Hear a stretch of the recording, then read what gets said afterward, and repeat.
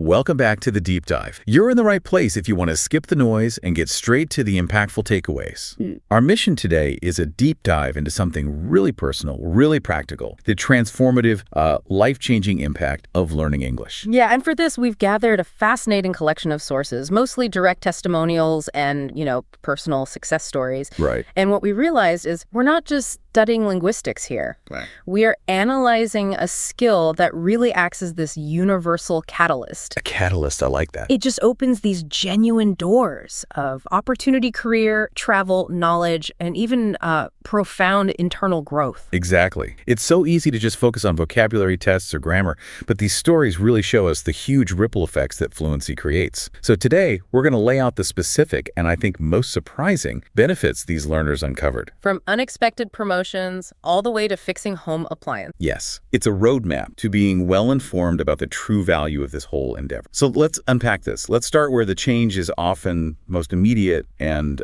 most tangible: professional advancement. This is compelling. This is where you see English transform from just, a line item on a CV into the direct engine for career acceleration, for leadership. It's the difference between being a capable employee and being truly indispensable. That distinction is key. We looked at the case of a professional, let's call him Paul, who was working at a regional branch of a large company. Right. And things were just ticking along fine until the company landed this massive new international client. A huge project. And that project immediately created a high-stakes scenario. The source noted that suddenly every essential meeting, Every single one. the strategy sessions, the stakeholder check-ins, everything was mandated to be conducted entirely in English. All the critical documents, too. That creates an immediate knowledge bottleneck, doesn't it? Because while most people on Paul's team had studied English, Their comfort level was passive. exactly. Reading emails was fine, but leading a discussion, negotiating in real time, or drafting these complex, nuanced policy documents, that's a whole different ballgame. And this is where Paul's confidence just shone through. He didn't just speak English. He felt comfortable asserting his ideas, summarizing complex points. And managing disagreement. Yes, crucially, managing disagreement across language lines.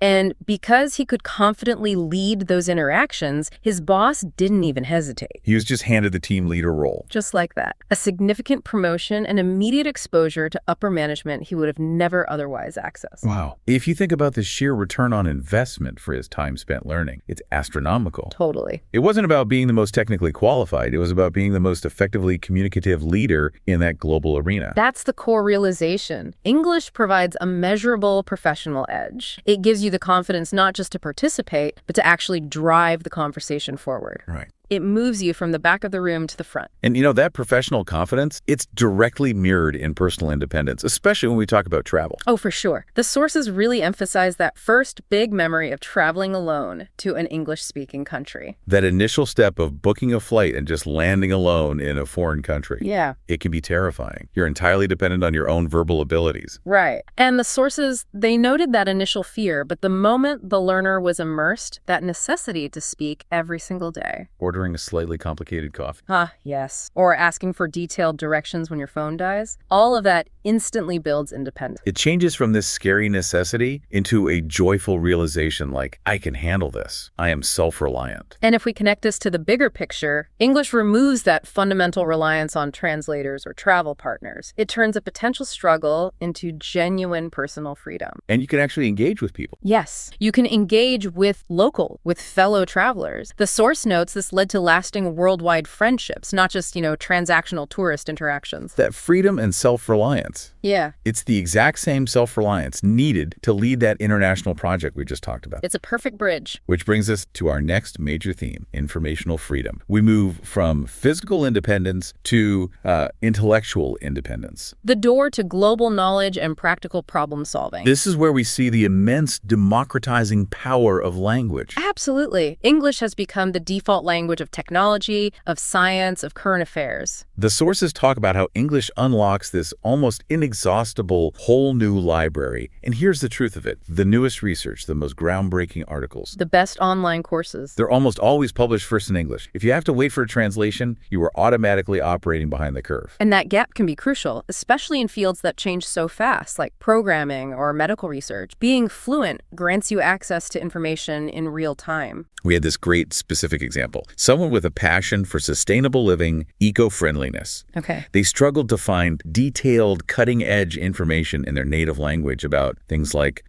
composting or local sustainable architecture. And what happened when they searched in English? A goldmine. They found these niche forums, specialized university resources, and several amazing blogs and online courses that were years ahead of anything translated locally. Wow. And the information was so detailed and applicable, it led them to completely overhaul their personal habits. That, they said, was incredibly empowering. That's the key right there. Application, not just accumulation. But we need to talk about one of the most practical, truly unexpected doors English opens. This is where it gets really interesting and relatable. Solving domestic problems. Yes, one learner detailed the immense frustration of having a really specific issue, a technical glitch with her TV or something mechanical breaking down. And searching for a solution in your native language gives you nothing. Silence or unhelpful forum. It's a classic scenario, right? Yeah. So in desperation, they translated their specific problem into English and typed it into Google or YouTube. And the anecdote we have is fantastic. Their washing machine broke down. It was giving some obscure error code, and a local repair was going to cost a fortune. Okay, I think I know where this is going. Searching that obscure error code in English led them directly to a 10-minute YouTube video. Filmed by some enthusiastic DIY person across the world. Exactly. Showing them step-by-step how to replace one specific small part. And they fixed it themselves. They did. They fixed the machine, saved hundreds, and felt this huge burst of self-reliance. It just shows that English is the default language for most product manuals and complex instructions, too. So the analysis really shows that English acts as a kind of secret superpower for troubleshooting. It empowers you in the most mundane, practical parts of everyday life. That real-world utility is so powerful. But we can't forget the profound emotional and social doors that swing open. Let's move into Section 3, Culture, Connection, and Entertainment. This really highlights English's status as a bridge. It connects people from non-English speaking backgrounds who would otherwise never ever share a conversation. We saw these amazing stories about social circle expansion, using online platforms, language exchange apps. And the users weren't just talking to native English speakers. No, they were talking to people from Russia, Argentina, South Korea, France, everywhere. And those conversations, they quickly move beyond just practicing vocabulary. Right. They're discussing life philosophy, local politics, history, food. English was the essential common denominator. They called it the perfect bridge. That is genuine cultural exchange. It fundamentally shrinks the globe. You realize that despite vast distances and different languages, you share these common hopes and anxieties. And moves the relationship beyond just language practice into real lasting friendships. And that connection is magnified when you're physically traveling. We heard that delightful anecdote about the hostel experience. Oh yes, being able to truly interact with people, not just ask for directions. This learner met a group of young travelers, not native English speakers, but speakers of various European languages. All communicating solely in English. Solely in English. They spent an evening exploring the neighborhood, shared these incredibly personal stories, and ended up cooking dinner together in the hostel kitchen. That shared experience, bonded entirely by English, that must have been unforgettable. Imagine missing out on that because of a language barrier. It enriches the travel experience exponentially. Now let's talk about entertainment.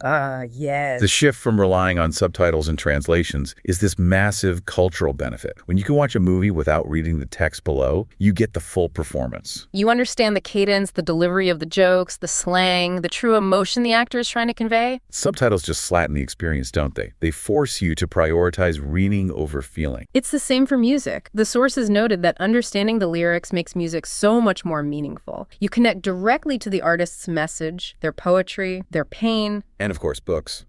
Yes. The ability to read literature in its original form, accessing the author's exact words, appreciating the beauty of language without the filter of translation. It's a whole other layer of cultural access. Okay, so we've covered the tangible, external benefits career, travel, fixing appliances, cultural consumption. Now for Section 4, which is perhaps the most profound, the internal change, the door to personal transformation. This section looks inward. It addresses not what you do with the language, but what the process of learning the language does to you, to your personality, your cognitive wiring. Exactly. The unexpected benefit detailed in the sources was improved flexibility and adaptability. Learning English involves grappling with new ways of structuring thought. Different grammatical logic, different cultural expectations for politeness or assertiveness. This is a deep insight into cognitive development. Interacting with diverse cultures means you are constantly practicing patience, adapting your communication style. And questioning your own native assumptions. In this sense, the journey of learning English inherently shapes you into a more open-minded, well-rounded person, and that's a vital life skill. And that profound internal shift directly fuels personal confidence. The journey for so many learners starts with them feeling shy, terrified of making mistakes in public. That fear of error is the biggest barrier, but the perseverance required to force yourself to speak, practice, to inevitably stumble and be corrected, that builds resilience. You realize that errors are just temporary feedback loop. Right. And the lesson learned is fundamental. It's okay to make mistakes as long as you learn from them. That process of overcoming fear grows confidence organically. The result is a more capable person overall. It teaches them perseverance as a core characteristic. The benefits fundamentally shape you as a person. And that internal growth leads to the final full circle impact, teaching and helping others. Because the speaker became more confident, friends and family naturally began seeking their help. Drafting professional emails, translating crucial phrases.